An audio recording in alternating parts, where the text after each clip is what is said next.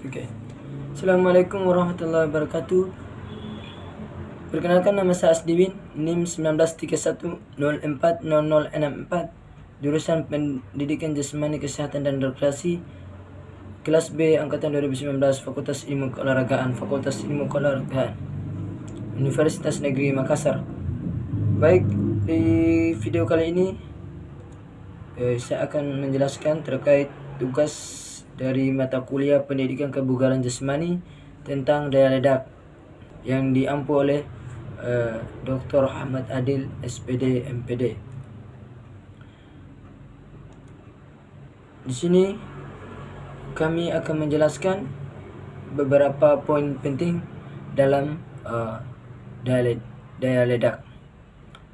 Yang pertama yaitu pengertian daya ledak, dan yang kedua yaitu jenis daya ledak, ketiga manfaat daya ledak, dan keempat faktor yang mempengaruhi, dan yang terakhir bentuk-bentuk latihan daya ledak itu sendiri.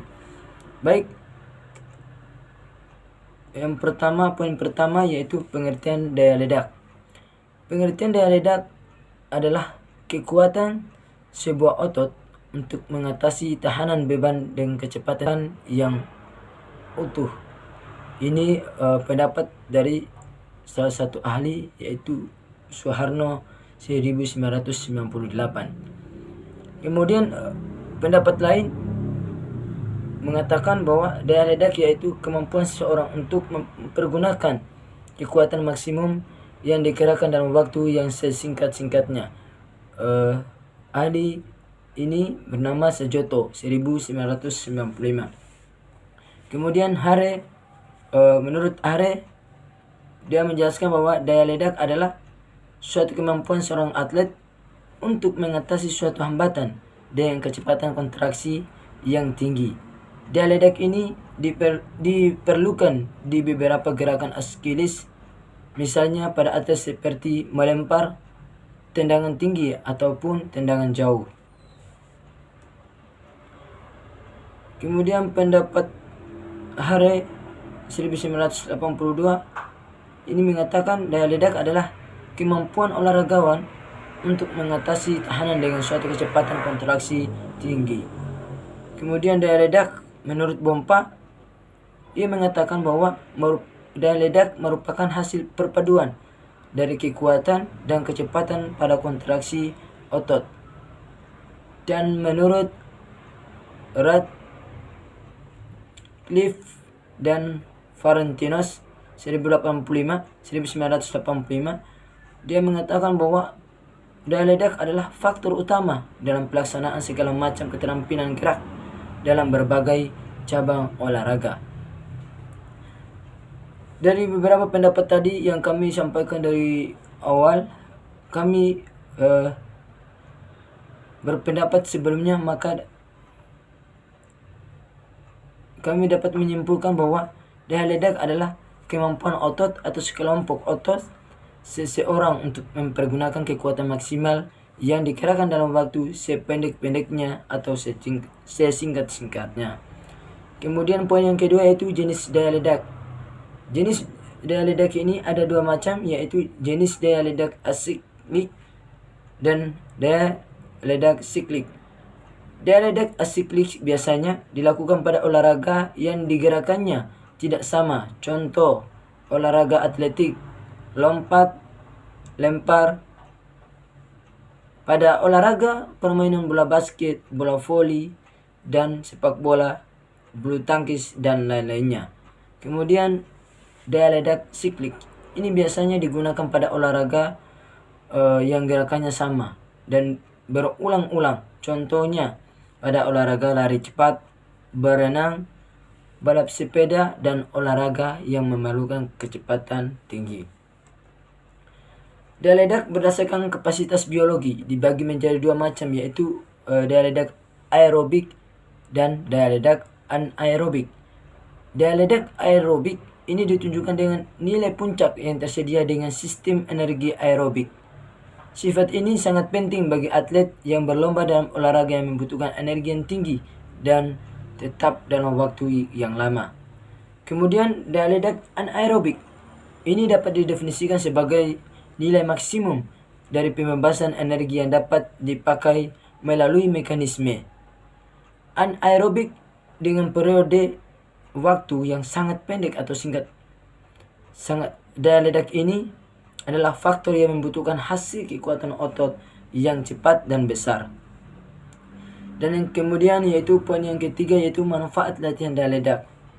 Adapun manfaatnya yaitu untuk mencapai prestasi maksimal. Kemudian dapat mengembangkan taktik pertandingan dengan tempo cepat dan gerakan yang mendadak. Dan yang ketiga itu memantapkan mental bertanding seorang atlet. Dan yang keempat yaitu mempunyai simpanan tenaga anaerobik yang sangat besar, yang cukup besar. Oke, selanjutnya yaitu faktor-faktor yang mempengaruhi daya ledak. Yang pertama, di sini ada dua faktor, yaitu yang pertama faktor internal.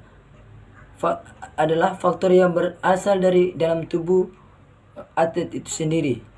Di antaranya seperti jenis kelamin, berat badan, tinggi badan, kebugaran fisik, dan umur.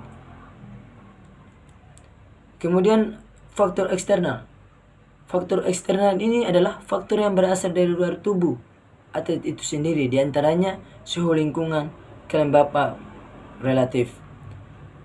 Upaya dalam meningkatkan unsur daya ledak dapat dilakukan dengan cara yang pertama, meningkatkan kekuatan tanpa mengabaikan kecepatan atau menitik beratkan pada kekuatan. Dan yang kedua yaitu meningkatkan kecepatan tanpa mengabaikan kekuatan atau menitik beratkan pada kecepatan. Dan yang ketiga yaitu meningkatkan kedua-duanya sekaligus, kekuatan dan kecepatan dilatih secara simultan. Faktor lain yang mempengaruhi daya ledak otot yaitu kecepatan hantaran rangsang dari otak ke otot. Kedua, jumlah serabut otot yang dilayani oleh sinyal yang dihantarkan. Ketiga yaitu pengaruh sensori feedback dari otot yang berkontraksi yang melibatkan muskel pendule dari Golgi tendon organ. Empat yaitu jenis serabut otot yang terlibat. Dan yang faktor yang terakhir yaitu pemanfaatan energi pada otot. Banyak sedikitnya ketersediaan ATP dalam otot. Kemudian bentuk latihan daya ledak yaitu dengan menggunakan beban luar atau mengangkat beban seperti barbel, dumbbell, dan mesin beban. Intensitasnya adalah 70% dari kemampuan maksimal. Dan yang kedua itu dengan beban berat sendiri, contohnya melompat dengan kedua kaki atau disebut dengan double leg bound. Kemudian melompat dengan satu kaki secara bergantian. Dan yang ketiga itu lompat jongkok. Latihan pliometrik. Latihan pliometrik adalah latihan mengharuskan melompat atau bergerak aktif, contohnya sebagai berikut. Yang pertama, lompat tali. Kedua, jump. Ketiga, box jump atau lompat ke atas box. Keempat, tube tap. Yang kelima, bounding. Baik, itulah materi yang bisa kami paparkan pada PowerPoint kami terkait dengan daya ledak. Apabila ada kekurangan atau kesalahan, mohon dimaafkan. Billahi taufiq wal hidayah. Wassalamualaikum warahmatullahi wabarakatuh.